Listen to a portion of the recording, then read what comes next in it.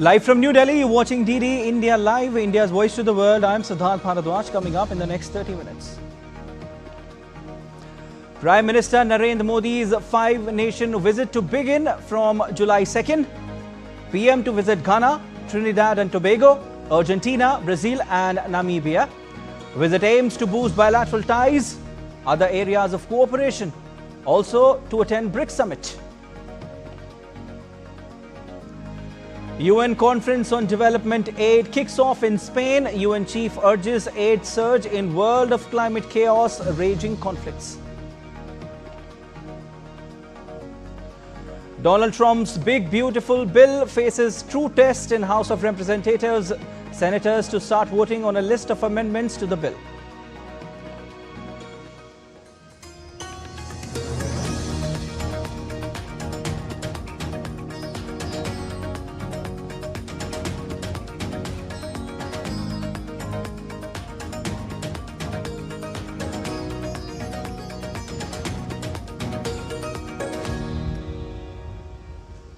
Prime Minister Narendra Modi will begin a five-nations tour from July 2nd to 9. PM will attend the 17th BRICS Summit in Brazil, followed by a state visit. In a special briefing by the Ministry of External Affairs, Secretary Economic Relations Damu Ravi highlighted that India will be holding the chair of BRICS next year. The 17th BRICS Summit is taking place on 6th and 7th. Honorable Prime Minister will arrive on the 5th evening, but the main program is on the 6th. The Brazil's agenda more or less is encapsulating the ideas of the Global South. And these are more or less in alignment with India's positions. And lastly, India will be holding the chair of the BRICS next year, and which is why, in this context, Honorable Prime Minister's visit is even more important. Addressing the press conference, Secretary East P. Kumaran said that bilateral agreements between India and Brazil will be signed on renewable energy, agricultural research and security cooperation during the Prime Minister's visit. He also highlighted trade between the two countries. On the trade front, India's trade with Brazil is the largest compared to any other country in Latin America. It had reached 16.6 billion in 2022-23. And following the drop in oil and gas prices, it is now around 12.2 billion, with India enjoying a trade surplus as we export goods worth $6.7 billion to Brazil and import goods worth $5.4 billion. Both leaders have set a bilateral trade target of 20 billion during their last meeting in November 2024. During their forthcoming meeting in Brasilia, the two leaders are expected to discuss ways to strengthen and diversify bilateral trade, including through expansion of the India-Mercosur PTA, as Brazil will be holding the chairship of Mercosur from 1st July 2025.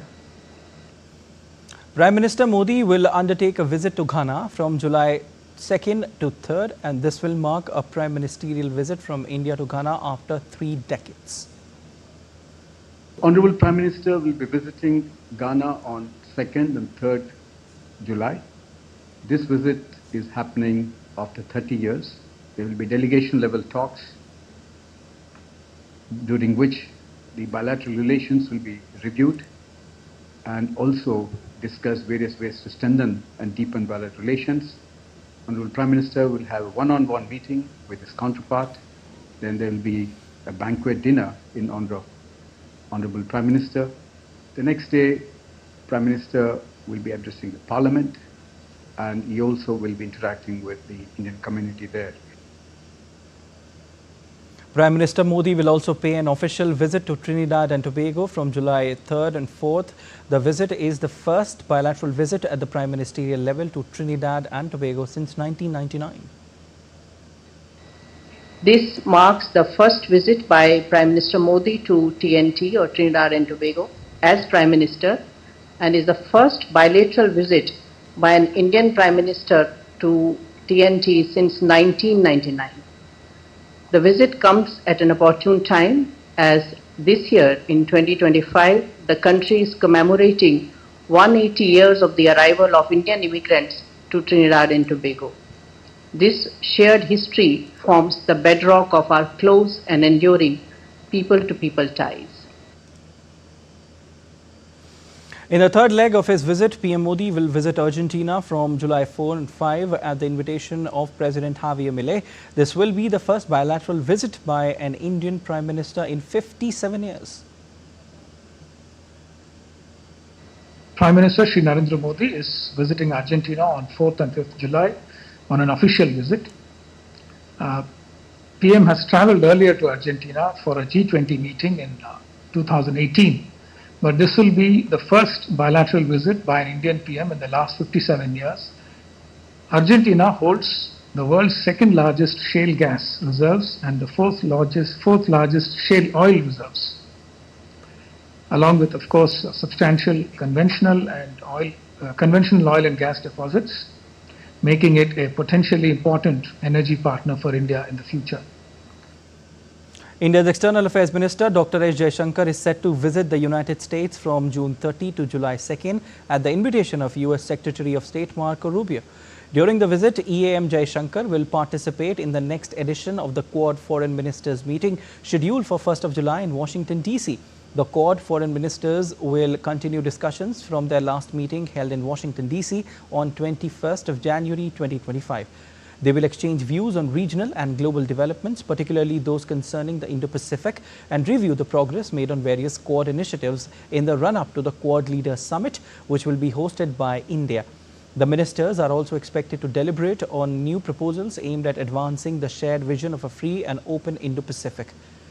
The minister will also travel to New York on June 30th to inaugurate an exhibition titled The Human Cost of Terrorism at the United Nations headquarters. The exhibition will highlight the devastating toll of heinous terrorist acts around the world and the steps taken by international community to combat terrorism. As global leaders gather in Sevilla for the UN Development Meet, India's Finance Minister Nirmala Sitharaman is leading the Indian delegation. During her visit, Finance Minister Sitharaman will deliver a keynote address at the International Business Forum Leadership Summit in Sevilla. She is set to hold bilateral talks on the sidelines with senior ministers from Germany, Peru and New Zealand, as well as the President of the European Investment Bank. Finance Minister will also lead the Indian delegation to Portugal and Brazil in her 6 days visit from 30th of June to 5th of July. World leaders, CEOs and top officials from international bodies gathered in Sevilla, Spain on Monday for the first plenary meetings of the 4th International Conference on Financing for Development. The UN Development Meet in Sevilla aims to shape the future of global development finance for the next decade with a call for solidarity to address poverty, disease and climate change. High on the agenda are climate financing, global debt reform and ways to channel both public and private capital to bridge deep-rooted inequalities. During the opening ceremony, Spanish Prime Minister Pedro Sanchez invited developed countries to embrace solidarity to meet the SDG 2030 targets. Meanwhile, UN Secretary General Antonio Guterres warned that development financing is stalling and called for resources to be mobilized quickly. We have gathered because billions of people's lives depend on the decisions we make these days, on whether we choose ambition over paralysis, solidarity over indifference, or courage over convenience. We must get resources flowing fast. Countries must lead by mobilizing domestic resources and investing in areas of greatest impact: schools, healthcare, social protection, decent work, and renewable energy. US President Donald Trump's big, beautiful bill has passed a key Senate vote. On Monday, senators are scheduled to start voting on a list of amendments to the bill. Here's a report on the details of the weekend sessions held on the same. US is debating the big, beautiful bill. The Senate Republicans are moving forward on President Donald Trump's sweeping tax cut and spending bill. In a marathon weekend session, the Senate advanced the bill with numerous amendments before final passage. It will then be returned to the Republicans in the House of Representatives for final passage before Trump can sign it into law. The Congressional Budget Office has estimated that the bill would add $3.3 trillion from 2025 to 2034. This adds $800 billion to the bill passed last month by the House of Representatives. Republicans have rejected the CBO's method to calculate the cost of legislation, whereas the Democrats argued that the bill favors the wealthy and risks social programs. Republicans are about to pass the single most expensive bill in U.S. history to give tax breaks to billionaires while taking away Medicaid, SNAP benefits, and good-paying jobs for millions of people.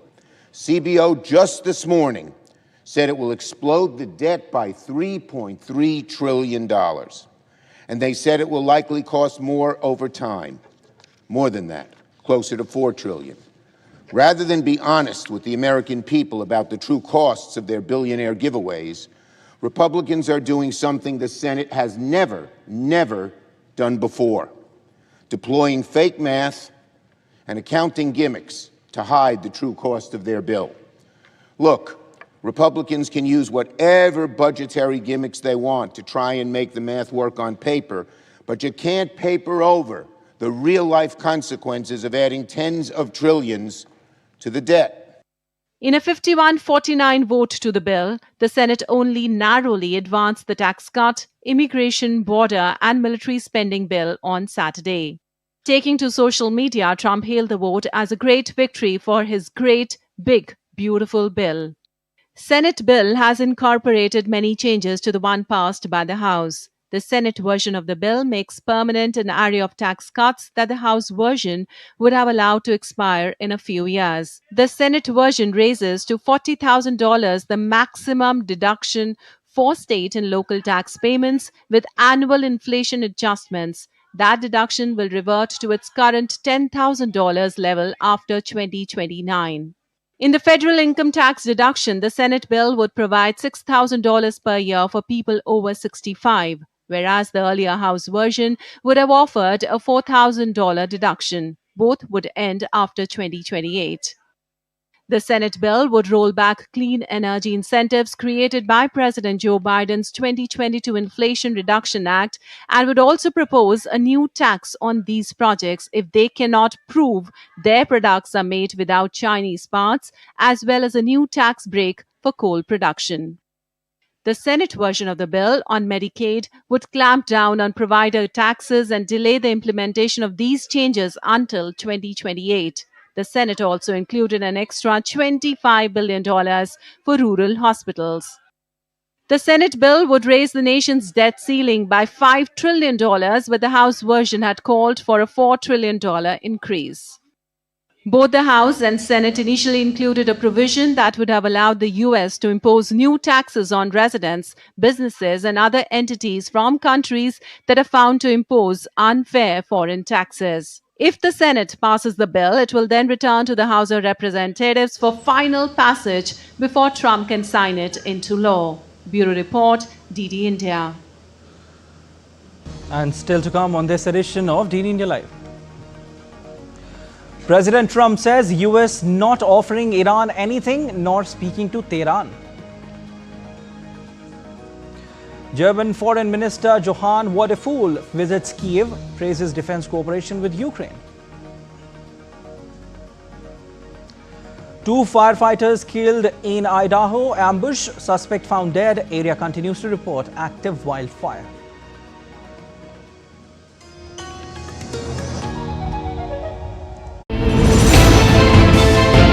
Geopolitics and trade deals.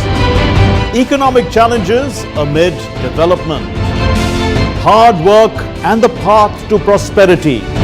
It's the economy always. Between walkers, money is what money does and says. Supply creates its own demand. Between the bulls pulls and bears tears. When supply chains globalization and India rises to the podium. We'll get you centered with the Economic Brief at 8 p.m. every Thursday on DD India.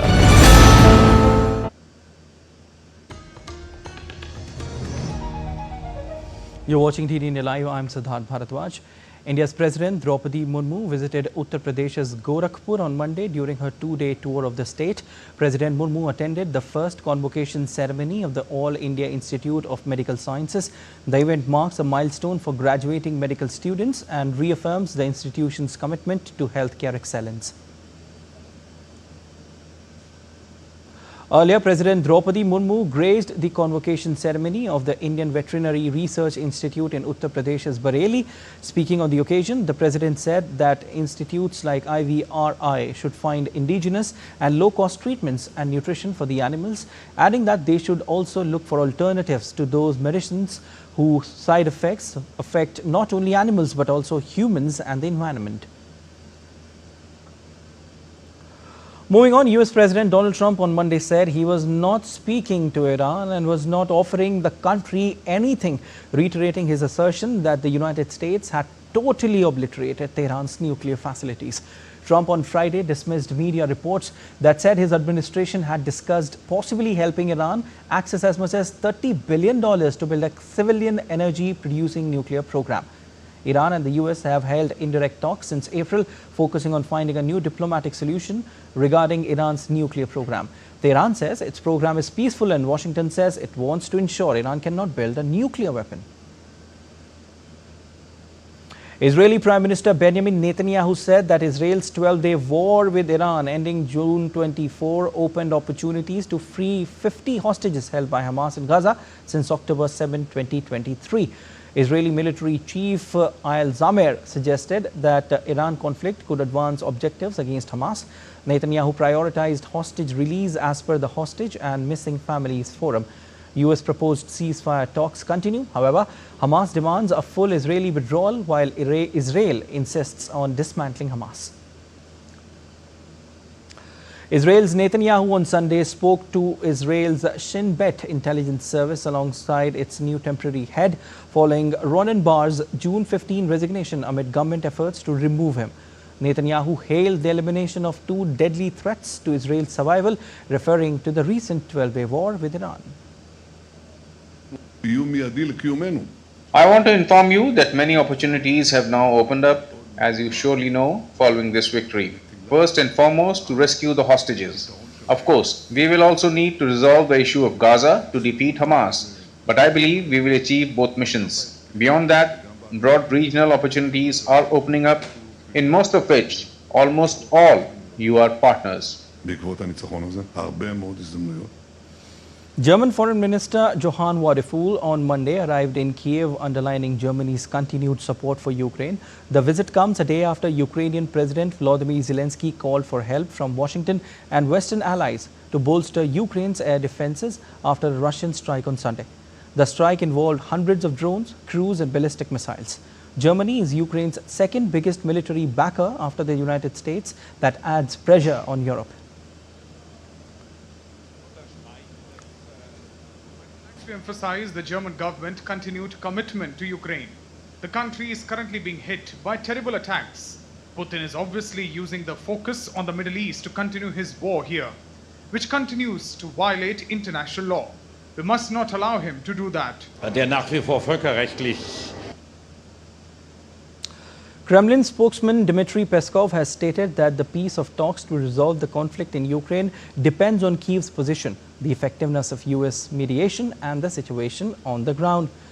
While Trump, who has pushed both sides towards ceasefire talks since his January inauguration, said on Friday he thinks something will happen about a settlement of the war.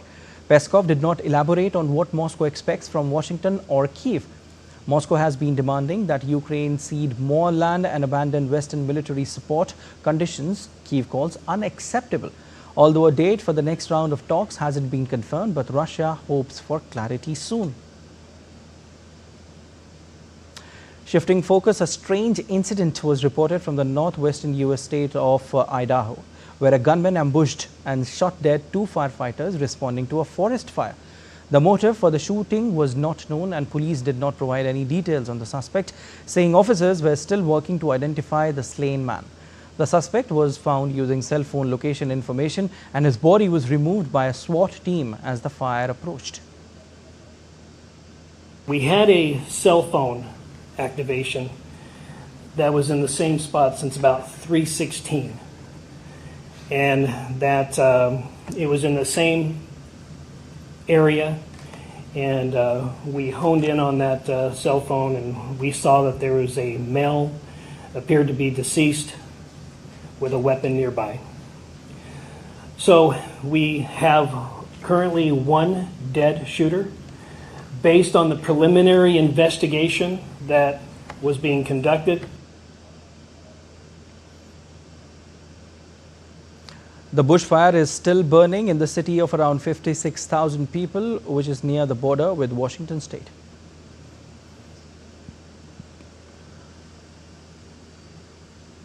Southern Europe is under an unrelenting heat dome with temperatures exceeding 40 degrees Celsius in many places. The mercury is expected to rise further in the coming days. Fires have also broken out in France and Turkey, while Spain, Portugal and Italy have been placed on heat wave alert.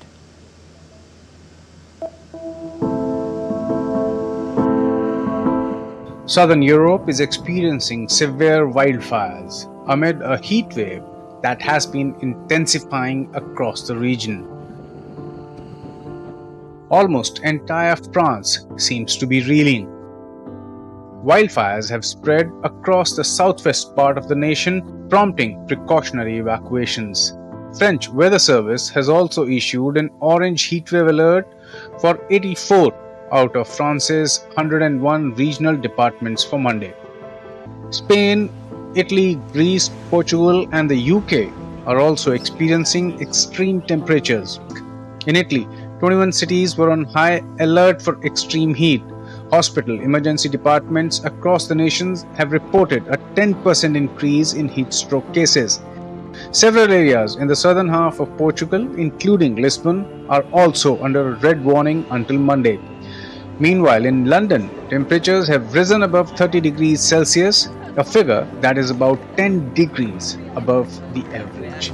According to the scientists, climate change is a major reason for intense heat wave, particularly in the cities where the so-called urban heat island effect amplifies temperatures among tightly packed buildings. Experts have also warned of biodiversity being heavily impacted as a result of worsening climate change situation. Bureau Report, DD India. Turkish authorities were working to contain wildfires in the Asian coastal province of Izmir on Monday, as nearly 20 houses in the area were engulfed in flames. Firefighters doused the flames from the ground, while helicopters and planes dropped water on the wildfire from air. 4 villages and 2 neighborhoods have been evacuated.